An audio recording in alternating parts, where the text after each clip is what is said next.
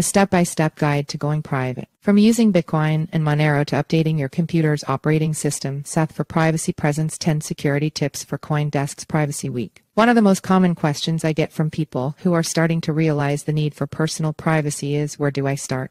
To better answer that question for yourself, it can be helpful to build out a simple threat model by considering what data you want to protect, whom you want to protect it from, and how much trouble you're willing to go through to protect it. Seth For Privacy is a privacy educator who hosts the Opt-Out podcast. He also contributes to the Monero project, an open source and privacy-preserving cryptocurrency. This article is part of CoinDesk's Privacy Week series. While this question is not one I can answer for you, here is how I would do it if starting from scratch in my privacy journey today. Please remember that not all threats are equal, and not all people have the same priorities, so be sure to take what is below, especially the order, with a grain of salt and try to assess the best path for you. 1.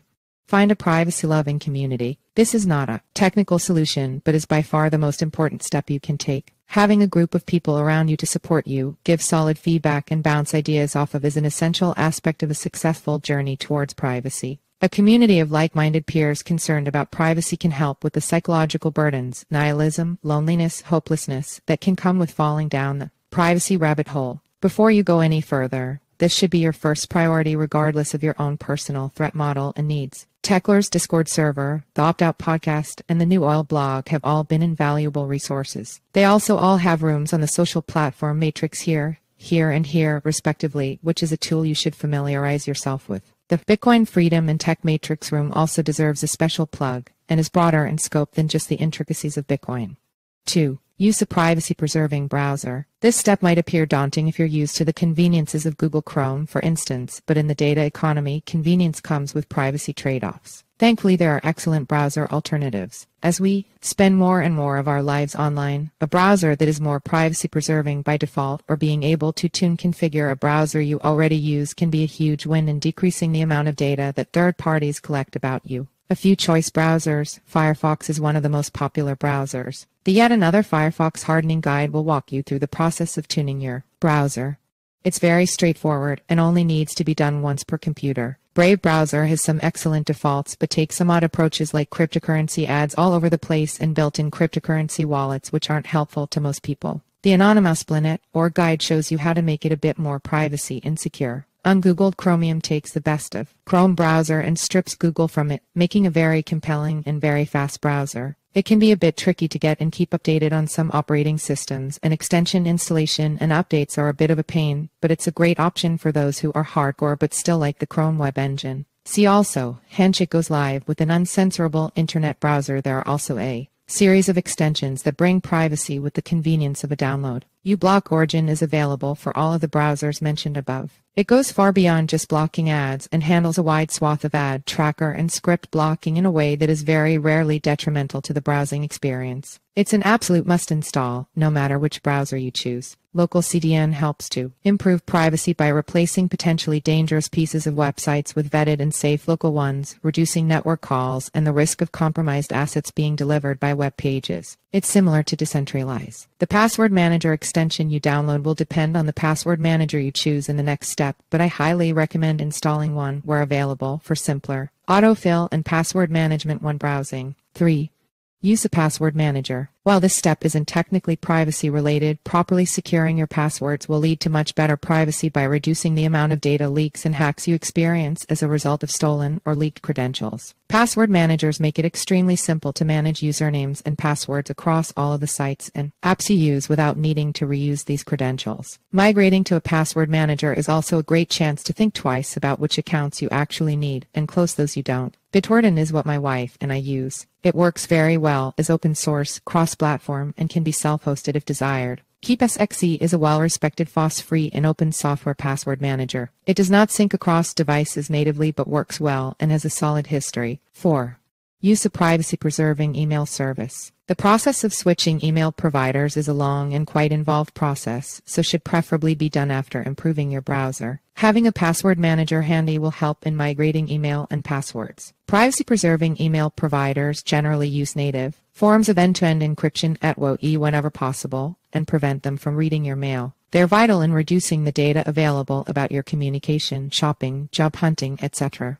to invasive companies like Google and Microsoft. Proton Mail is probably the most well-known name in the privacy-preserving email space, and for good reason. It has many solid features out of the box, a usable free tier and great cross-platform clients to go with a long history of supporting user privacy. C-Templar. I personally prefer and use C-Templar, as I appreciate their pricing, approach to privacy, mobile app in F-Droid, and their acceptance of Monero directly for payments. While I haven't used Tutanota, many people I trust do. They also provide steep discounts to FOSS and nonprofit organizations, so it's well worth a look if you happen to be a part of either of those. See also, Monero, the privacy coin explained 5. Use a privacy-preserving search engine. This step can seem quite annoying at first, as none of the privacy-preserving search engines are quite as fast or complete as simply using Google, but the data you provide to a search engine tells a lot about you, and removing that is a key step towards reducing your digital footprint. Each of the alternatives have some key pros and cons and are really up to personal choice. I recommend trying them each for a day or more as your default and see what solution fits you best. DuckDuckGo uses Bing results on the back end and is one of the more polished and faster user experiences in the space. They are one of the easiest to switch to for sure. I host a public instance of Google and really appreciate the ability to get Google search results without revealing my IP address and the extra bloat of Google searches. It's quite easy to self-host if desired. Sirx is probably the most hardcore option, yet still provides a solid experience and search results. You can find public instances here. 6.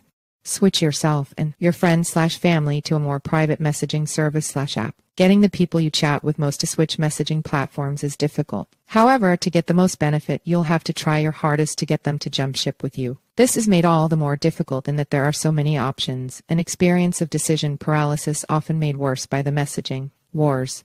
Thankfully, I was able to get all of my friends and family to switch to Signal, but I know that's not always possible. Introducing a private by default and @WoE messaging app into your workflow helps prevent self-censorship, surveillance, and state censorship in private chats, and is an essential tool to liberty and freedom over the long run. Signal has the brand recognition it does for a reason. It's extremely easy to use, easy to onboard new people, and has a similar core feature set as most other default messaging apps. It's not perfect, but it is an incredible tool and has been a huge boon for the privacy and free speech movements. Note that Signal does require a phone number to use. That comes with the important ability to handle SMS natively in Signal, making it an extremely capable iMessage replacement and a much easier sell in the US, where SMS is still quite popular for some reason. While linking a phone number can be detrimental of pseudonymity or anonymity, this does not harm or reduce the encrypted privacy provided by Signal. See also, Signal messaging app launches mobile coin. Threema takes WhatsApp's template and orients the app around preserving user privacy, including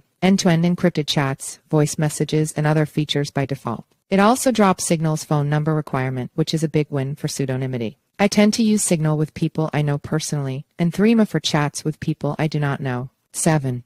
Use a more privacy-preserving form of money. While cryptocurrencies like Bitcoin are commonly considered private or anonymous, this is a misnomer. Most cryptocurrencies are not privacy-preserving by default and merely enable fragile pseudonymity at best. With this in mind, here are a couple recommendations for using cryptocurrencies while staying private. Use Monero. Monero is a privacy-preserving cryptocurrency that shields information about senders, receivers, and amounts by default. If interested, these 2 videos here help me get started, while Monero Outreach provides a feature-by-feature breakdown. Use Samurai Wallet for Bitcoin. Samurai Wallet is by far the best way to use Bitcoin, in my opinion, and enables fairly easy-to-use and approachable privacy on Bitcoin. While privacy on Bitcoin can be extremely fragile and difficult to achieve, Samurai Wallet makes it as simple as possible, keeps fees down, and has a long track record. Bitcoin Q&A's in-depth guide to Bitcoin mixing, Econo Alchemist's guide to wallet use, and opt-out podcasts' breezy walkthrough are fine places to start. You might also want to check Samurai's code.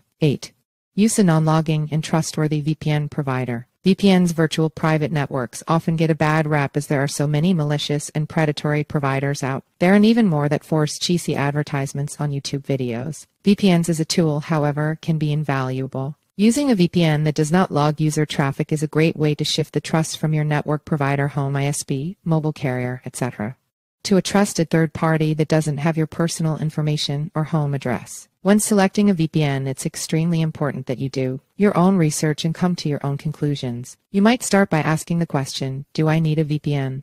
Then ask what's Tor, and how does it compare to a VPN? At some point, you may even ask, what's a second realm? Here's a handy VPN toolkit, but I will recommend 2 VPNs as starting points. IPN has a trustworthy team, incredible cross-platform clients, and a strong reputation that has survived external audits. They've been extremely honest about the shortcomings of VPNs generally, and in the spirit of full disclosure, sponsor my podcast. Malvat is a VPN I have long recommended and used, is well trusted by many in the privacy community, and has a long track record of caring deeply about user privacy and not logging user traffic. 9.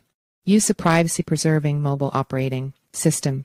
This section is a bit more drastic than the others, but switching to an operating system that is designed around protecting user privacy gives you a strong foundation for all of the other steps to live on top of and enhances their effect, and often makes them easier. Calyx OS is the only real recommendation I can make. Full disclosure, I am a financial supporter of the Calyx Institute, the nonprofit organization behind Calyx OS. I've run it for almost a year and found it to be an incredibly powerful tool. It takes the open-source Android operating system created by Google and strips the tracking scripts out of it, then builds it back up with a focus on user privacy and FOSS app stores like F-Droid. For more on Calyx OS and my experience/recommendations, see my blog post switching to Calyx OS. See also, what if we get online privacy right? A glimpse of 2035 depending on your threat model. An iPhone can also be a solid approach to gaining strong third-party privacy due to Apple's long-standing commitment to consumer privacy. That said, you may be protected from third-party data collection on an iPhone, but not from Apple's prying eyes. 10. Use a more privacy-conscious desktop operating system. For Linux to seem attractive, you'll likely have to be a bit deeper down the privacy and self-sovereignty rabbit hole. Things are getting better each year, but switching operating systems still requires some extra know-how and dedication. However, the switch is well worth it. I switched entirely to running Linux on both my desktop and laptop without serious issues. I use the Pop! OS Linux distribution distro on all my computers. It's based on Ubuntu and provides sane defaults, a powerful app store, and consistent and stable updates. System76, the company behind Pop! OS, also sells their own laptops and desktops that are custom-built for their software. The best thing about Linux is it's almost infinitely configurable. While I haven't used Zorin OS personally, its easy-to-switch approach makes it quite attractive. I've heard from trusted sources it really is the easiest jump away from Windows or Mac OS. And if you're willing to pay, you can get a lot of extra features, support, and bundled apps. While the above list is certainly not the be-all and end-all of privacy, I hope it shows how straightforward a privacy-conscious journey can be. The first step is just to start thinking about why or how you might want to improve your privacy, taking in account of what you value and perhaps ditching the so-called conveniences of modern life that you pay for with your most trusted information. It's a deep rabbit hole, but if you ever have questions on your journey or about this post, you can reach out via Twitter, Matrix, Threema, or email. More from Privacy Week. The algorithmic life is not worth living. Few crypto firms even trying to comply with FATF travel rule. How Binance, Coinbase, and 22 other crypto exchanges handle your data, the Trojan horse of privacy.